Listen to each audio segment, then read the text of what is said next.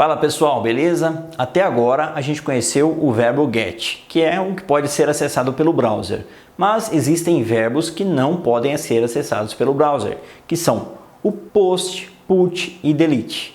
E é eles que a gente vai ver nessa aula.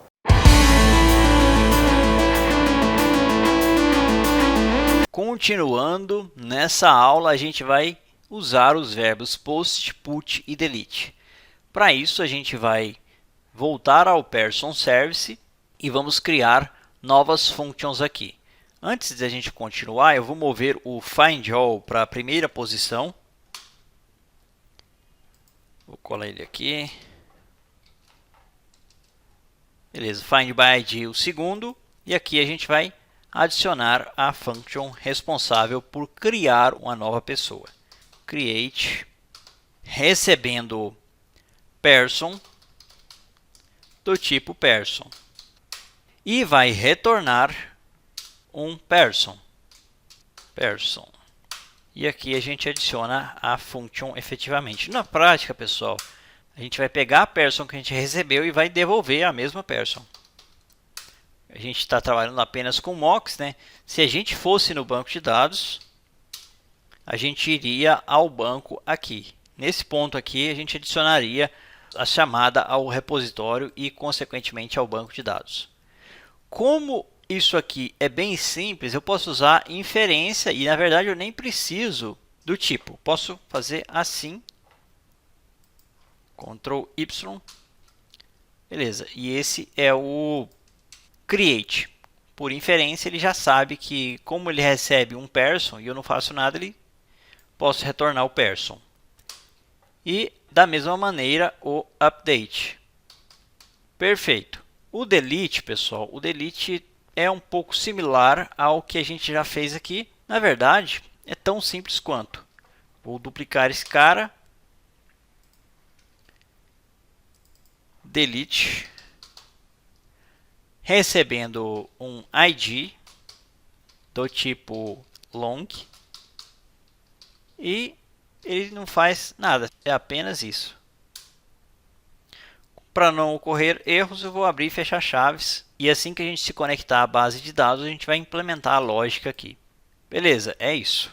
Agora voltando ao controller, vamos verificar aqui o Person Controller. A gente tem o Find by ID, mesma coisa. Eu vou mover o Find All para a primeira posição. E vou colar aqui. Ok. Em seguida, a gente vai implementar os nossos métodos de create, update e delete. Vou duplicar esse cara. Agora, o request method vai ser do tipo post. Vamos modificar aqui o restante da implementação. Ele não vai receber um ID. Vou tirar isso. Os parâmetros que esse cara vai receber vai ser via body. Eu vou chamar esse cara de create. Só para desaparecer esse warning. Beleza. Vou apagar isso daqui. Aqui a gente vai passar a person que a gente recebeu como parâmetro. Beleza. Só que esse cara não é uma path variable. Esse cara não vem nem como query param, nem como path param. Então a gente precisa usar outro tipo de parâmetro. Outra annotation, consequentemente, que é a request body. Essa opção aqui. E, evidentemente, não tem esse value. Posso apagar isso aqui. A gente vai entender isso melhor daqui a pouco. Beleza. Ele também vai consumir JSON. Então, vou duplicar. Ele consome JSON. Consumes. Que é igual a mesma coisa que está aqui. Pessoal, vocês vão falar, poxa, Leandro, mas existe algo mais inteligente do que usar request mapping? Sim, existe. Também existe algo mais inteligente do que usar o consumes e produces, só que você eventualmente vai dar manutenção em código existente ou legado. E nesse caso, você pode encontrar isso daqui e não entender. No momento correto, a gente vai mudar da request mapping para uma annotation um pouco mais inteligente. Então, é só aguardar que a gente vai ver isso. A lógica é essa aqui mesmo. Vamos subir a aplicação e conferir. Stop and rerun. Ok, a aplicação inicializou.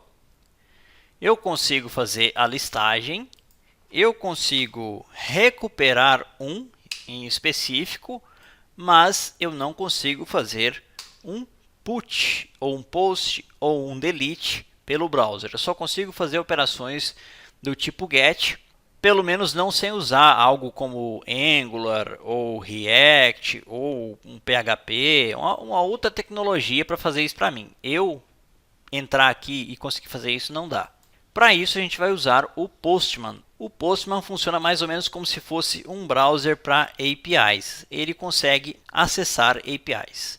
Vou fazer uma requisição do tipo GET para a pessoa do ID 1 e aqui ele me devolveu a pessoa, né? Claro que é um mock, a gente sabe que é um mock. A gente vai trocar, pode ficar tranquilo, a gente vai mudar isso daqui. Beleza, e eu quero pegar isso aqui, eu vou pegar isso daqui e vou criar uma nova pessoa. Então, clico aqui, troco o tipo de verbo para post. Como esse cara recebe um parâmetro via body, via request body, essa annotation é usada justamente para fazer o bind entre o que vem no body da requisição e o objeto que a gente espera aqui. Então, eu preciso mudar a forma de envio. Antes eu enviava por aqui, ou eu passava parâmetro via query string, dessa forma, ou via path, que é dessa maneira aqui. No caso, eu preciso tirar isso daqui, porque eu vou fazer uma operação do tipo post. Como é enviado no body, eu vou vir aqui em body, mudo para raw, texto plano, e venho aqui na aba text e mudo para JSON. Colo aqui e mando a requisição. Nesse caso aqui eu não precisaria do ID. Em uma operação do tipo post real, eu não precisaria do ID. Vamos enviar a requisição e conferir o resultado. Send, e aqui ele me devolveu o ID 0, porque o nosso mock não seta esse ID. Se a gente tivesse indo mesmo no banco, ele trocaria isto aqui. Beleza, você deve estar pensando, poxa Leandro, mas como que não deu ambiguidade de rotas se esse cara e esse cara aqui têm o mesmo caminho? É simples, pessoal, é porque esse aqui é um verbo get e esse aqui é o verbo post, e assim ele consegue separar. Dessa maneira ele consegue separar cada um deles. Vamos implementar o put, Ctrl D, service.updatePerson. A lógica é mais ou menos a mesma. Vamos manter assim por enquanto. E esse cara é do tipo put, request method put. Beleza, e é apenas isso. Já vou aproveitar e vou fazer também o delete. O delete é similar ao find by ID. Ctrl C. Esse cara recebe o parâmetro através da URL e através do path param.